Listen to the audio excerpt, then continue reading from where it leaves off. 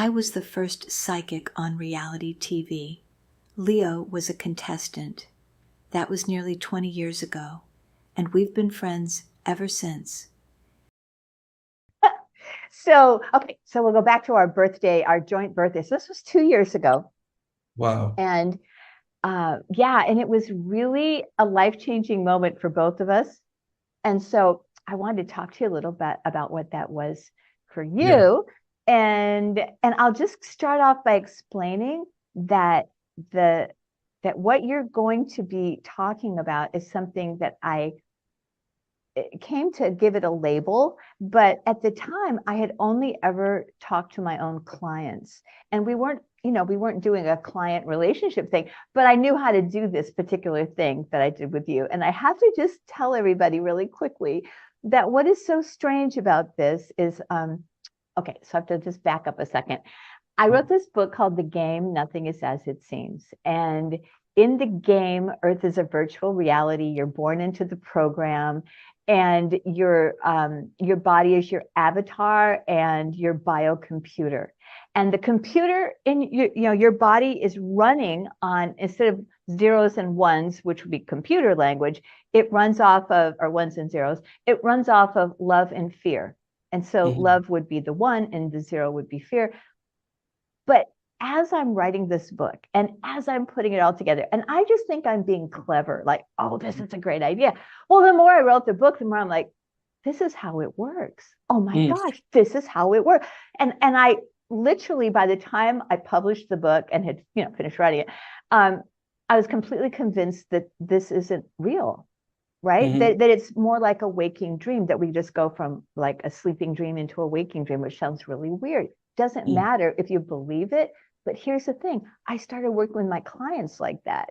So I'd say, well, tell me your story. How did you feel about it? And then I go, okay, so just drop the experience and keep the feelings.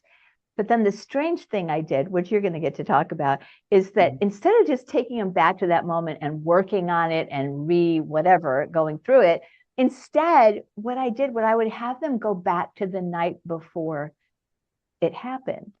And I'd have them go as their future self or their guardian angel back to this younger person, and they would create a brand new timeline. Now, the weird thing about that is that by the time they got to the end of it, they could no longer feel the old feelings at all. Like they were just gone. And from a computer gaming point of view, it would be like as if you went left over and over again, like for 30 years, and all of a sudden you go right. Well, whatever you did when you went left becomes completely irrelevant. You don't think about it again. That's exactly how it feels. Now, I didn't tell you anything. I just said, I was just going to experiment on you because I had never worked with you as a client. And I thought, well, it's Leo. I should experiment on him and see what happens. So thanks. I hope that you will share what happened for you, because it was pretty remarkable for me to have someone had never worked with me just boom, get it and be able to do it.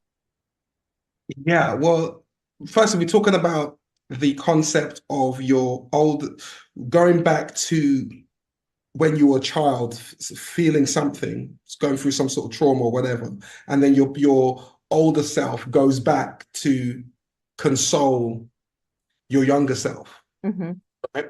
That can be one version, but you can also go back as an adult. I didn't mention that, but you can go back to yourself as an adult and go before it happened. Yeah, I mean that one was really profound for me, because it kind of made my younger self, because when I went back, I remember. Okay, let me start again. So there was a time when my mom, I won't say she adopted us. No, she didn't adopt us, but she made me and my sister go and stay with some other woman while she was renovating the house or something like that. Something happened.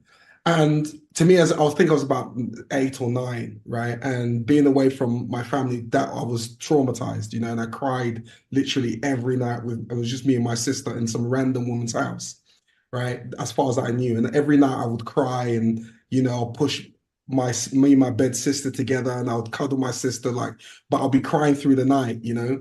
And all I wanted to do was just go home, right? And all I remember of that moment was just crying, crying, they crying, cry. I didn't want to be there, I didn't want to be there. And so I remember when we went through the whole process with you, and you said go back to a time where you felt that, and but come as either your adult self or whatever. I went back as my adult self now to reassure Aw.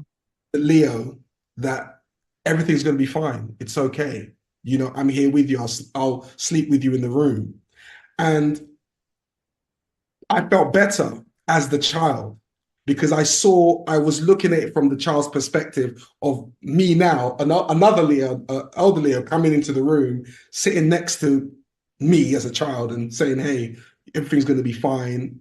Everything works out. Don't worry about it. And then I was naturally calming down as a child, naturally calming down. It was such a powerful, whether you want to call it exercise, but I don't know whether it changed the neuro link in my head, because every time that I think of that moment, I think of that moment with me, Leo. Yeah. It's like now Leo's in that memory now. Yep. You know? Yep. And so that's what the memory is.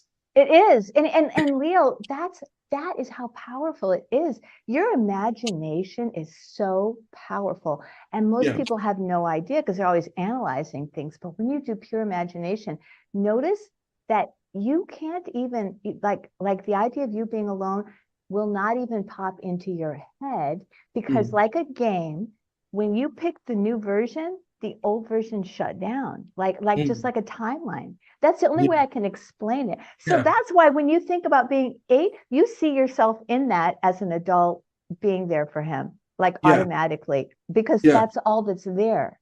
Yeah. And having a conversation. And that's how, I mean, when we did the whole process, I had the conversation with me. We spoke, you know, and I reassured me. Is that a way to say it? Yeah. I reassured myself, you know, and it was great, you know, and like I said, it's another way again of trying to rewrite or reprogram certain things that may have happened in your past and reprogram that. It's like a hack, you know, and it is a hack. That so-called negative experience to make that negative experience better or more easy or more comfortable, you know, to have, you know, and then by doing that, it changes what happened. You know, it's like it gives it a whole different spin. Yeah, absolutely. Right. And you know, what's really amazing is that opened my mind when I saw that happen for you. And then we did something with you as an adult, but then we went back to something that was going on for you, and there was some upset. And so you just went back in time to your adult self, and you told your adult self the night before what was coming and showed what was coming. And oh my gosh, Leo, the way that you just you were so this is the thing, and I want everyone who's listening to understand this. The whole trick to this is that you were 100% in your imagination, 100%, right? And not everybody is willing to do that, you know? And so you were just right there, and I was sitting there listening to you going, oh my gosh, he's getting this. This is amazing. So what happened for you when you went to your adult self and you explained it to your adult self what was coming, and not to drop it? I know that you went 180 degrees opposite direction of where you were at the beginning. I think what it was obviously I was having a situation with my son's mum. We had a kid, baby, and we weren't together at the time, and so we were having a dispute of like parental dispute, custody dispute or something like that, and it was a really hard time for me because, you know, we were in court, we were doing a lot of court stuff, and she'd made a lot of accusations that were just totally false, and I was like, how could you say these things? You know, like I was so angry about it, you know, and because it wasn't true, and our relationship we were just like this, all the time. You know, she would say things or she would do things, and then I'll be blocked, and there's no way for me to respond, and that would take me to the next level. And it was just all of this at the same time. And obviously I wanted to prove that I was right and she was wrong. I wanted to prove that it's all of that. I wanted to do all of this stuff. And I remember when we did that exercise and you explained to me that obviously the whole concept about this is a game situation, we live in a game. And, you know, I think what I'm just trying to remember, he said she was either a reflection of me or she was there to teach me something. And I was going to learn from her. She was a teacher. She was going to teach me about myself and just understand that she's a child. And by you saying all these things, like I said, it made sense to me. And because she was there to teach me something, because that she was a part of me, a reflection of me of some kind, the resentment just went instantly. I kind of actually even felt sorry for her, because it was more, I understood that it was more of a cry of help from her side of things. And there was something that I was supposed to learn about myself. Like what she was doing was bringing out something in me for me to learn something about myself. So the exercise brought out all of these explanations or all of these situations for me to understand more about the situation, if that made sense. It kind of gave me more of a reality check, or more different perspective on what was going on, that it just, the anguish just diluted. It just went to zero. It went to zero. It did. Yeah, went to zero. And what came up was more love for her, was actually love for her, empathy for her. And it was weird because it's like 1 second I was angry. I was like, bitch. But then it's like, oh, you know what? I actually love her because, you know, she's in pain. I understand the situations she's going through. She probably doesn't know how to articulate it very well, but I'm going to understand it, and I'm going to work to understand it because, you know, she's going through a lot. I just saw things from, I want to say from a satirical position, from a higher, like a divine perspective, really. Yeah. Yeah. Yeah. Can I throw in, let me throw in one quick thing really quickly. So you said she was like a child, and I said that. So let me explain what that means so others will get that. So what we were talking about, the context of that was that I said that no matter who I'm working with, whatever's going on in this moment, it's never in this moment. It's always something from the past, from childhood. And so basically, what I was saying to you is, if I was talking to her, I would find out that however she was responding was coming out of her pain from childhood. Not that she was being a child or immature, but that's where everybody's coming from. Whenever anybody's upset, angry, whatever, that is a little child that has not felt loved. And because you grow up, but that little child, and this is such a esoteric way of looking at it, but they don't die. And so right. And so when you actually go and talk to them and you relieve them, and the only way to do that is through your imagination. Yeah. And so this is the wild thing, that what you're talking about.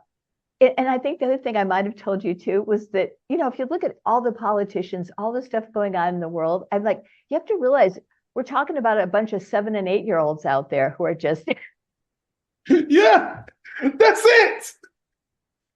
This is it, you know, and it's amazing you say that, because that's who we are. And I even say that in my coaching program when I'm teaching singers about performance and stuff like that, is that whenever you go on stage, you're performing to people. Understand you're performing to children, because these kids, who are you going to say make noise, and everyone goes, yeah, put your hands in the air, yeah.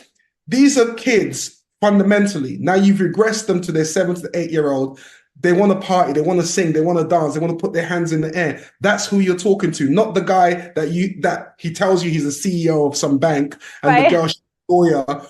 At this moment, that CEO is out the window. It's the kid now that you're interacting with. And so when you're performing, understand that you're performing to 7 to 8-year-olds. Because what adult is going to be doing, yay, make some noise, yay. These are children, and that's who we are at heart. Right. When we go home and we go to our close friends, we act like children. When I go and hang out with my boys, I'm 8 again, you know, and that's what we do. But when we meet other people, we put on this adult facade. Yeah. That's natural. Yeah. But powerful what you said. And notice it's also it's a form of vulnerability too. And that's the thing. When you're vulnerable with people, when you're open, when you're honest, when you're childlike, people just love you for being that way. It's like, this is such a relief. Yes. Or they're annoyed with you and think you're scary. Okay, I gotta go. Yeah. Let me go save Leo from you real quick. Yeah. We don't want to play with those guys. I mean, that's what I love doing, because I love meeting people, and I'm like, I just want to play with you. I want to play with the child. All this facade, because I do consultation for lots of high-end companies, and on day one is very well. Yeah, nice to meet you, Leo. Nice to meet you, sir. Blah blah blah, and that's how it always starts off. But by the end of the day, it's like, wait, we're all kids again, because I make it my duty to break through that barrier. And so, what I like to do, I just like to have fun straight away. I like to make the environment childlike, to make it safe. Listen, you can be your real self here. Let's cut the facade and let's play. Let's have some fun. Yeah. And that's how I like to have my relationship, even with business. Because I know that's not you. Let's play.